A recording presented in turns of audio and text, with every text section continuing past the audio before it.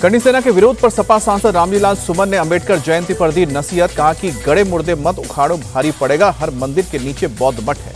रामलीलाल सुमन ने करनी सेना को दी चुनौती। कहा कि ये लड़ाई अकेले नहीं लड़ी जाएगी, ये लड़ाई पीडीए की है। 19 अप्रैल को अखिलेश यादव आ रहे हैं, मैदान तैयार है, दो हाथ होंगे। वक्फ कानून के खिलाफ प्रदर्शन के दौरान पश्चिम बंगाल में फिर भड़की हिंसा। दक्षिण 24 परगना के पांगर में जमकर हुई आगजनी, हाईवे को बंद किया गया।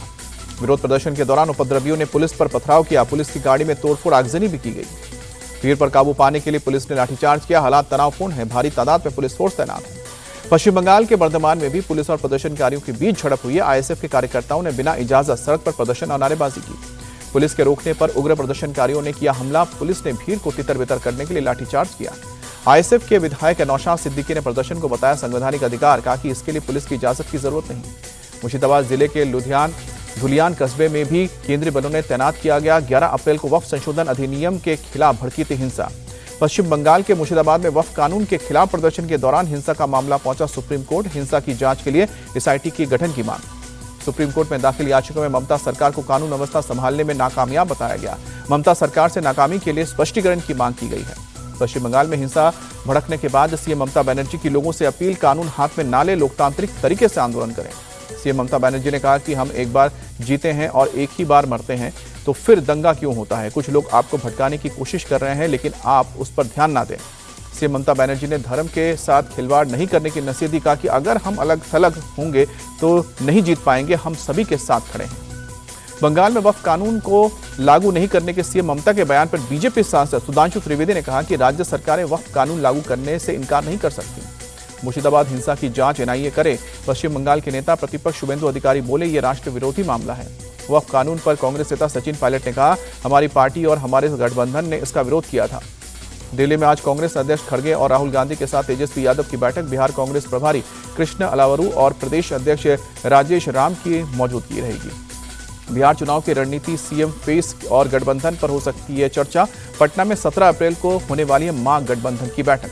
19 अप्रैल को उधमपुर श्रीनगर बारामूला रेल लिंक के अंतिम खंड का उद्घाटन करेंगे पीएम मोदी।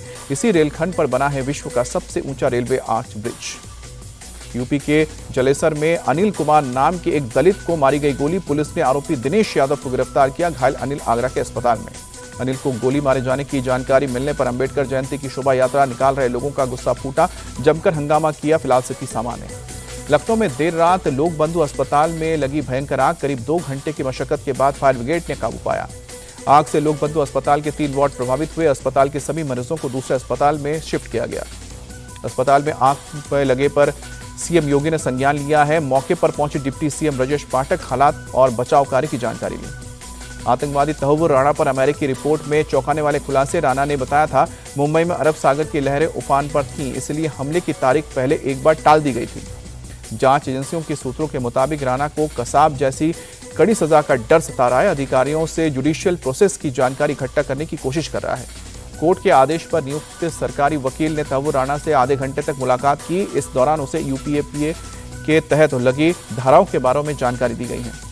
जांच एजेंसी सूत्रों के मुताबिक सुरक्षा कारणों से भी राणा को दिल्ली में बाहर ले जाने का प्लान नहीं है। उसे नमाज पढ़ने का वक्त दिया जा रहा है। एक्टर सलमान खान को धमकी देने वाले का फोन किया गया ट्रेस। गुजरात के वडोदरा के एक पास के गांव 26 साल के एक शख्स के पास से ये फोन आई थी। मुंबई पुलिस ने शख्स को 2 से 3 दिन में वर्ली थाने में हाजिर होने का नोटिस दिया है। कहा कि शख्स की दिमागी हालत ठीक नहीं है, उसका इलाज करवाया जा रहा है। दिल्ली के जीटीबी एनक्लेव इलाके में 20 साल की एक लड़की की गोली मारकर हत्या की गई है।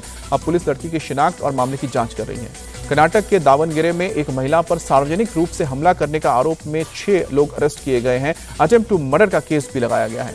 लखनऊ के निगोहा थाना इलाके में और पुलिस और बदमाशों में मुठभेड़ हुई है। 4 बदमाश गिरफ्तार हुए हैं। फतेहगढ़ साहिब में मुठभेड़ के बाद बदमाश गिरफ्तार हुए हैं। पुलिस की जवाबी कार्रवाई में घायल हुआ है। मुंबई के भांडुप में एक क्रिमिनल जिया अंसारी को मनाया अनोखा जन्मदिन। अब तक खुद पर दर्ज आपराधिक धाराएं लिखा हुआ केक काटा। जम्मू कश्मीर के पुंछ में आतंकवादियों के साथ मुठभेड़ के बाद सुरक्षा बल अलर्ट।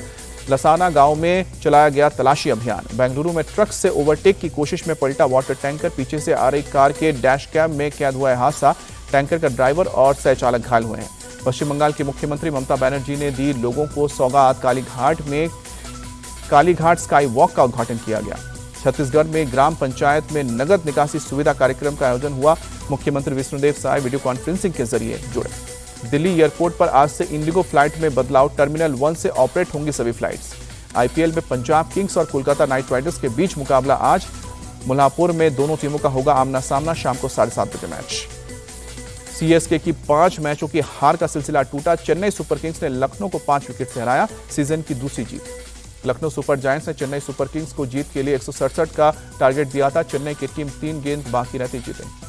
महेंद्र सिंह धोनी को प्लेयर ऑफ द मैच चुना गया, 2019 के बाद पहली बार धोनी को आईपीएल में प्लेयर ऑफ द मैच का अवार्ड मिला है।